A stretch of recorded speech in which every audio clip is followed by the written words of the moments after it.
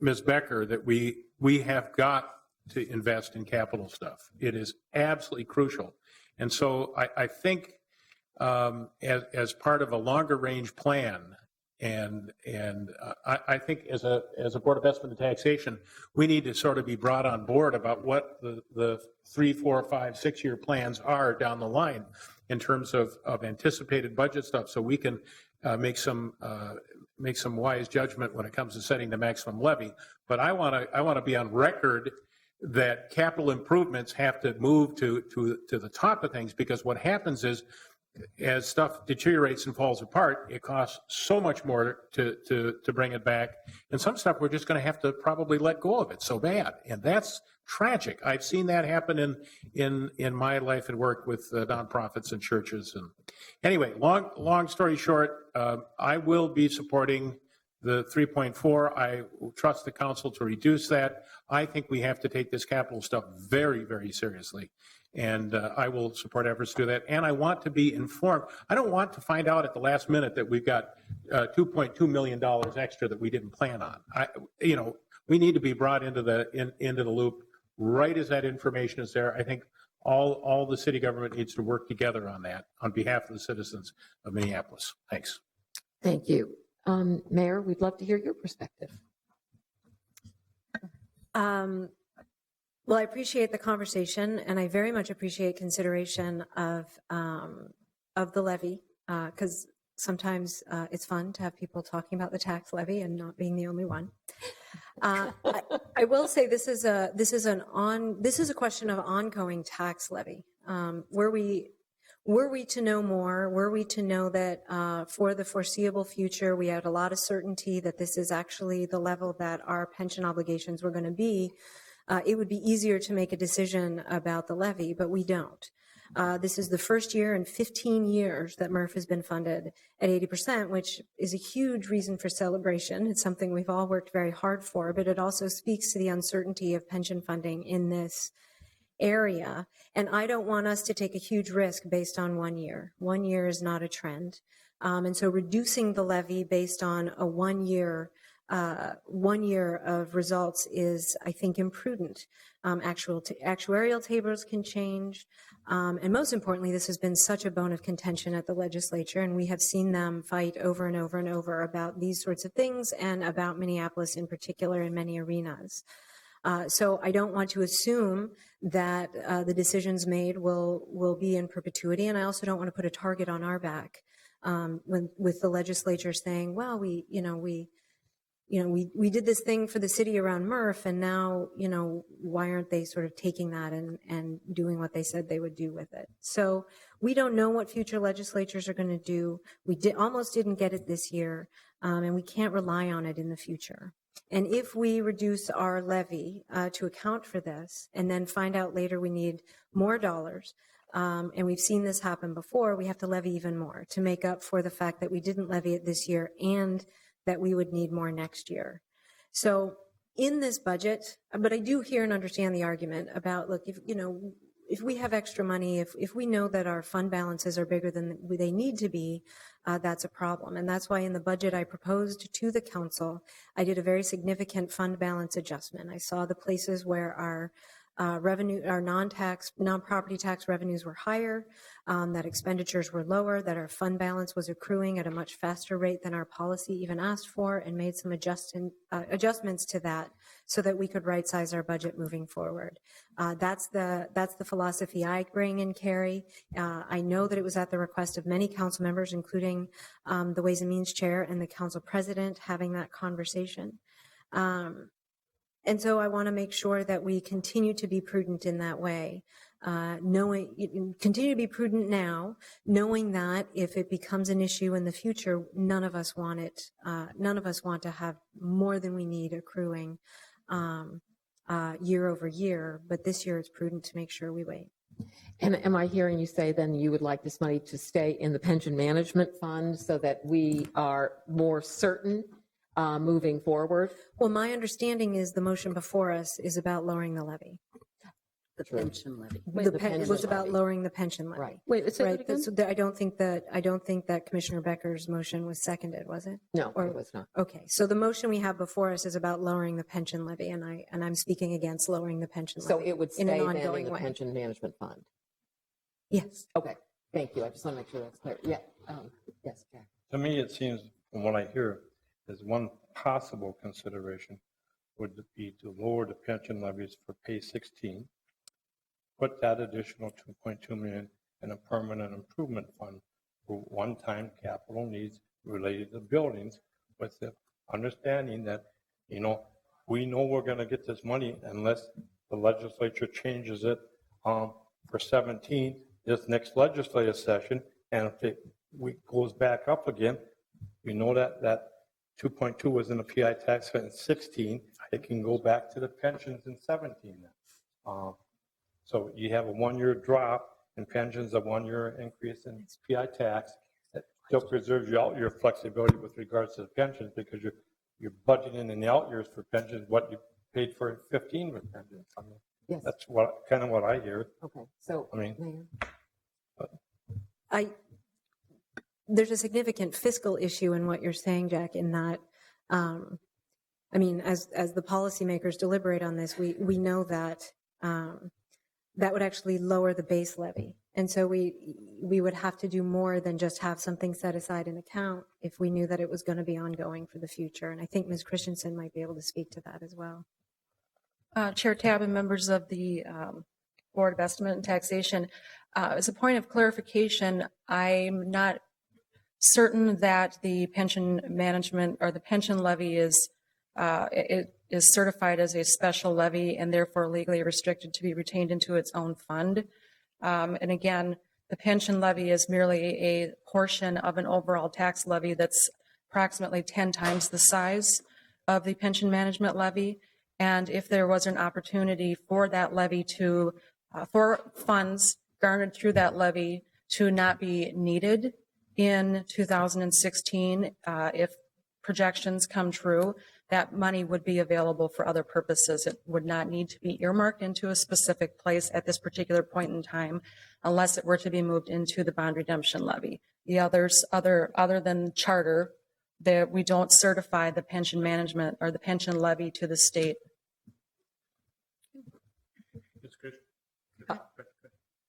I'm sorry, yes. So, Ms. Christensen, if I understand that, that actually provides a little bit more flexibility than if we were to lock it down. Is that, did I understand that correctly? Chair Tab, Member Wheeler, I think we're over-engineering where we're putting the property tax levy. The proposal is from the mayor is 3.4%, a portion of that at the $27 million associated with the with pensions. We don't have a pension management plan. We do levy for pensions. It's part of an ongoing levy program that we've put in place since we merged with the state, but we're not restricted in the money that we have in the bank necessarily for this purpose. Yes, Jack had a question and then, oh, and then come back to me. okay. Jack and then Carol. This is not, these pension levies are not, since we merged with the state, we've always levied individually for these pension levies. Each of these levies that are laid out in the resolution have a separate statutory regulation that supports them. Like, for instance, the park board currently doesn't levy for lake pollution control dollars, but there's a special state statute with regards to that levy authority. Each of these levies has a special either charter or state statutory authorization for it. I'm been told by the city attorney, I'm not an attorney, I don't give legal advice, but that's been the history. So what you're saying is even though there's not a special levy by statute, if this money is in that fund, it needs to stay there. We levy by special authorization for each special levies. We don't unilaterally create a new, Fund. downtown east levy for certain purposes for downtown east. I mean, we have statutory authorization for each of these line item levies. All right. President Johnson, would you like to? weigh If other in. people have a question, I'll wait till they're through. Okay. But then I won't. Just to clarify, are you saying that we could say that we're levying money for pensions and then use it somewhere else? Every year when we levy for PERA and the city's contribution, that's a pension liability. But And it's we carry that as a allocated- separate levy in our levy Right. list. We don't certify the MRF levy as part of as a special levy to the state of Minnesota. Okay, what about police and fire? Police and fire are certified separately. Okay, thank you. Interesting. Yes, very interesting. Yes, Council President Johnson. Okay, thank you, Madam Chair. And I want to make it clear, I'm concerned about the potential for tax increases. When I look at the properties that are going to get a tax increase, and I see that they are ones that have had major increases in their valuations. And guess where those properties are? In neighborhoods that have had year after year after year decline in values, and now the values are starting to pick up after the foreclosure crisis. So these if I'm reading the tea leaves, that's where we're gonna see the property tax increases, and it's gonna be on people with very modest price homes. And I represent those people, so that's where I'm coming from. The other thing I want to say, I really appreciate the mayor's work on the budget. She and I met with Ms. Christensen, understand where the dollars from our fund balance were used in preparing the budget. And she did exactly what should be done, which is tax for what we need to spend. We are not a bank. And so, in my opinion, and I'm, one of a few, I think, the city's obligation is to tax for the needs that they have as a city and not a nickel more. So that's why I'm making this motion today. And I would say, I appreciate the concern about the uncertainty of dealing with the legislature. And there are parallels, complete parallels, in the situation that we find ourselves in every single year with local government aid. There is no difference. Local government aid is as big a fight as pensions are. And when we got our last big bump in local government aid after the recession was over, the chatter at the Capitol was people were quite disappointed. Legislators were quite disappointed that most cities, Minneapolis excluded, did not lower their property tax levies after getting a big bump in local government aid. So I think when the legislature looks at what we do with our money, I don't think they're going to look very favorably on us saying we levied $2 million more than we needed to. We have a target on it. Mayors, we have a target on our back. We always have a target on our back. There's no question. We're the biggest city in the state, and that's just the way we live. But I know things can change year to year, but our budget is done year to year. And again, I don't think that we should levy taxes to put money in the bank for the city. That's the wrong way to do it. Thanks. Is there anyone else who would like to speak at this point? Then I guess I will take the opportunity. Of course, I'm on the park board. I'd love for all of it to go to parks, but I don't think that is a practical solution. I hear the concerns from people at the legislature. I feel as if we are sort of at the 11th hour.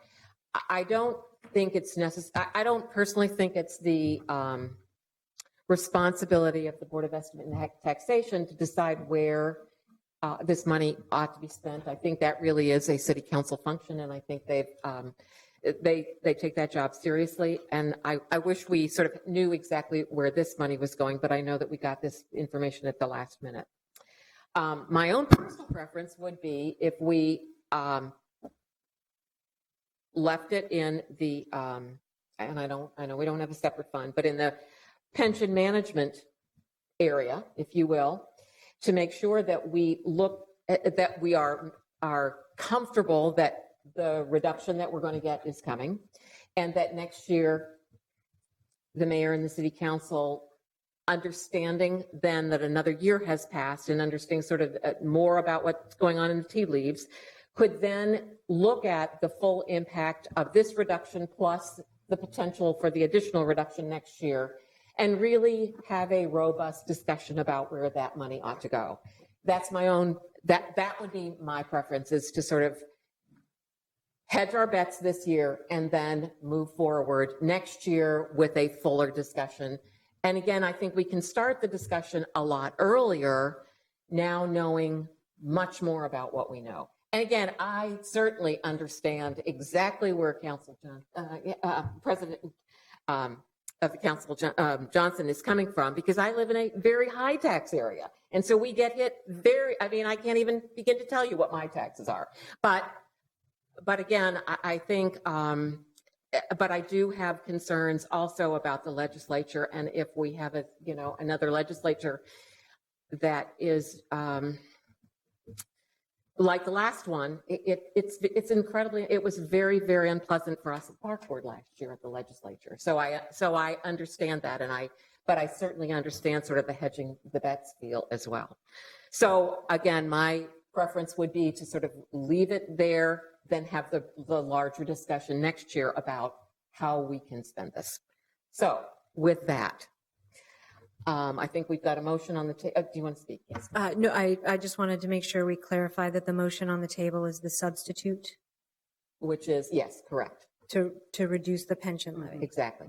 So, given that, all those in favor of the, go ahead. No, go ahead. Do you want- No, go ahead. No, I just wanted to be heard when I voted. Oh, okay. All those in favor of the substitute motion of reducing by 2.2, please signify by saying aye. Aye. Opposed? No. All right, so that does not pass. Madam Chair. Yes. Okay, Madam Chair, I have a second motion. Yes. Which is going to be much less controversial and faster to deal with. And I thank people for consideration of my previous motion. The second has to do with the Chapter 595 special levy. And Mr. Qualley has explained to me, and I know most of us, that each tax levy has a fiscal disparities distribution amount. And the dollar distribution has a one-year delay and lowers the certified levy to the lower amount, which is called the local levy. And so we have information again being available in late August, and the fiscal disparities dollar distribution for our Chapter 595 levy, which is the what levy, Mr. Qualley? The Chapter 595 is what levy? It relates to certain economic development activities, Okay. rather restrictive in use historically. Okay. Like in 2015, it was $1 million, Okay. and it's received into the general fund and used for CPAD activities that comply with the statute. All right. So the fiscal disparities dollar distribution for a Chapter 595 levy is $125,000.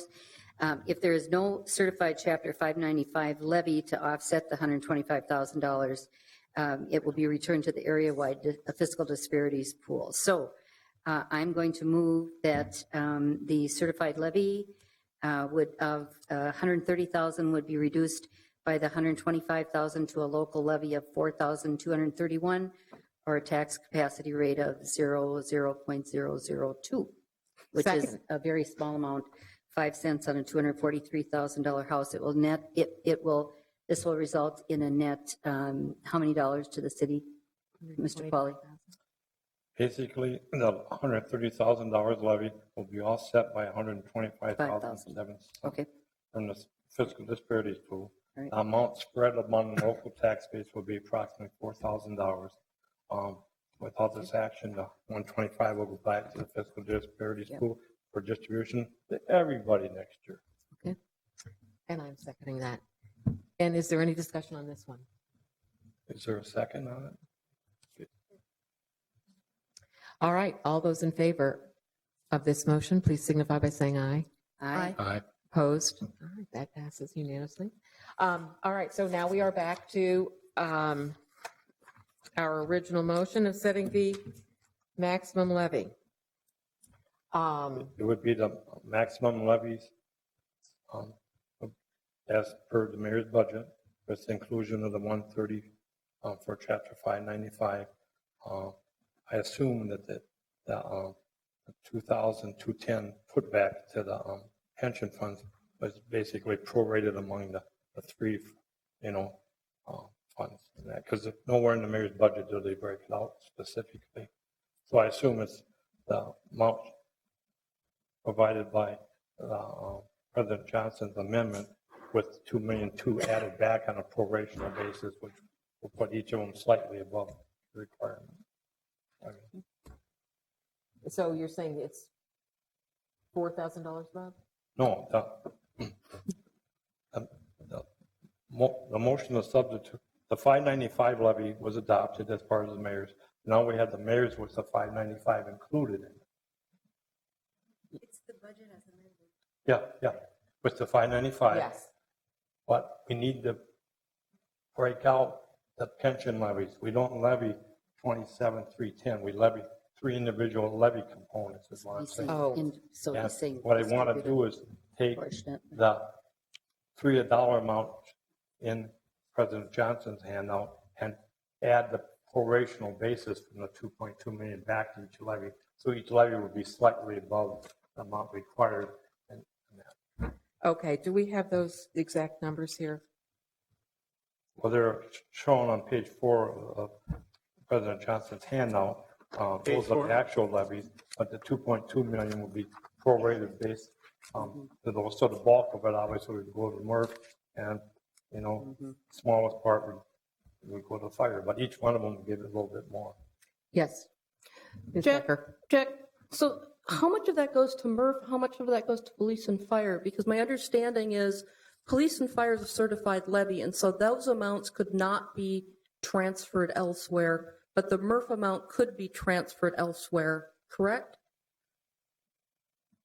And so I don't believe the Murph amount should be transferred. That's a legal question. I Yeah, understand. we need a lawyer. to tell us. But that's what, Chair Tab, Member Becker, I agree that there needs to be more research into these individual levies. We don't certify them to the state on their own line item. However, there may be other restrictions, as Mr. Qualley indicated, that would prevent us from doing some shifting. I'm not qualified to provide an answer to that at this time. We don't technically certify any levies to the state. We certify to the county. understand. Okay. But how much of that is Murph as opposed to the other ones roughly? Do you know, Well, of the 2.2? Well, there's approximately $25 million actual, so Murph would get the 16.3, so that's about 64%. Fire would get approximately, 5%. I mean, fire would probably get maybe 125,000, out of that 2.2 million. Police would probably get, 4 or 5 times that amount, and the bulk of it goes to Murph then. Chair Tab? Yes. Do we need a motion? We We got a motion on the floor, Rebecca, you know? We have, We have the we have a motion. I was just seeking clarification with Okay. regards to the individual pension fund levies. That's all I was seeking. So The original motion is 3.4%. Is that correct? That's correct. Do we have any more discussion on that piece? That's where I'm getting a little bit, in some of this little detail, I'm not quite, seems like we're losing the bigger picture. I think the only question that I have left is, so when we certified the 3.4% with the 2.2 million in there, the 2.2 million then goes to the general fund, or it is No, then earmarked? It goes to the pension. From what I understand, it goes in the mayor's budget, it goes to the pension fund. Okay. It's So it just will we stay need in to the break pension it out fund. in 3 components, which, Okay, that's what I want to make sure is that we have Yep. that the mayor is able to really have the robust discussion. it's Next year consistent, to really it's consistent with the mayor's budget. So if I can summarize, we have the motion in front of us that we had at the beginning with an amendment made on the 595 levy, and we now have to vote aye or nay on that motion. Correct. All right. Yes, Carol. Jack, so if they're not able to move that money, that 2.2, it just sits there till next year if we don't need it. And then if we don't need it next year, we could use it to buy down the levy, and we could buy down the pension levy and then use that savings somewhere else. Just like you could in the police and fire funds. So we're just basically moving it from one year to another. That was my point about half an hour ago. Yep. All right. All right. All those in favor of the motion before us as amended with the 595, please signify by saying aye. Aye. Opposed? Nay.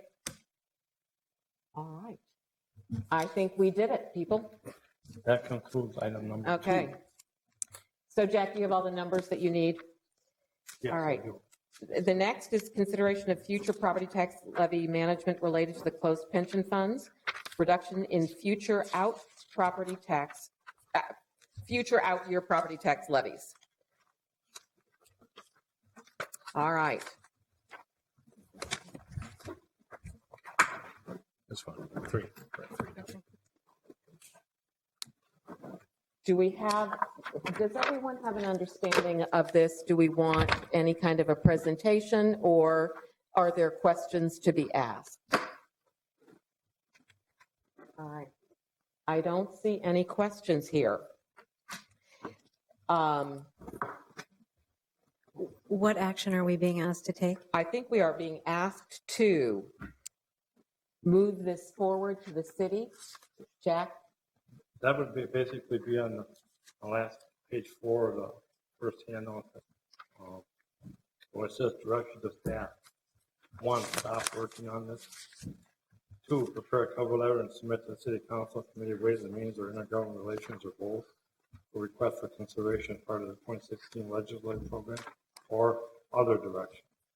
Whatever, So we've seeking talked. direction of what to do now. Yeah, so we've talked about the possibility of using the cash that is by statute we're not allowed to invest, and potentially investing some of that to gain a greater return, and thereby hopefully reducing property taxes in the future as we come to a point where it can gain some additional leverage.